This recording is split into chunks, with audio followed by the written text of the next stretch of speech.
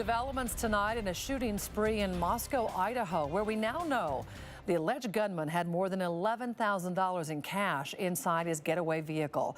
29-year-old John Lee suspected of killing his landlord, David Trail, restaurant manager Belinda Nebar, and Lee's own mother, Terry Grabelski. KXY4's Jeff Humphrey was at Lee's first appearance in North Idaho today. And Jeff, a lot of those sealed documents became public.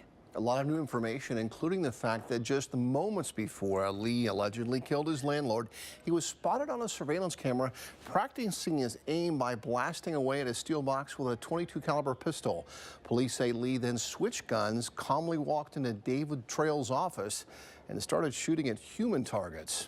Just one day after prosecutors in Whitman County abruptly dropped their eluding charge against John Lee, the suspected gunman had been extradited back here to Idaho. Count 1 charges you with murder in the first degree. This morning, Judge John Judge told Lee about the new charges he was facing and that Lee could be sentenced to life in prison or even get the death penalty. To accept that it's going to take a while for the case to properly work its way through the system, but we're glad that the opportunity to get moving forward for the benefit of the community and certainly for the benefit of the victims.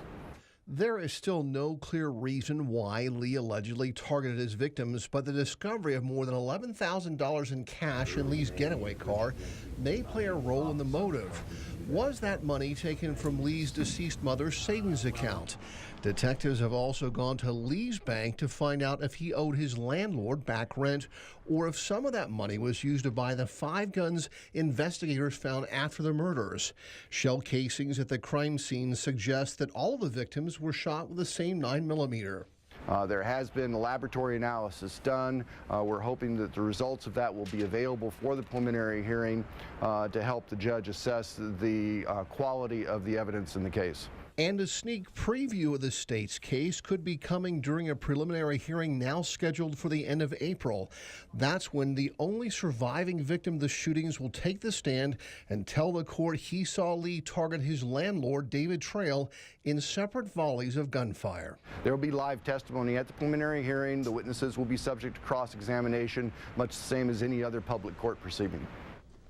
That surviving victim expected to tell the court that Lee could have killed him at any time, Mike Chin says. Instead, Lee shot him in the arm and the leg to keep Chin from calling 911, which Mr. Chin managed to do anyway. Despite all the firepower at Lee's disposal, police don't think Lee had any other intended targets. Today, the court ordered John Lee held without bond. Jeff Humphrey, KXLY4.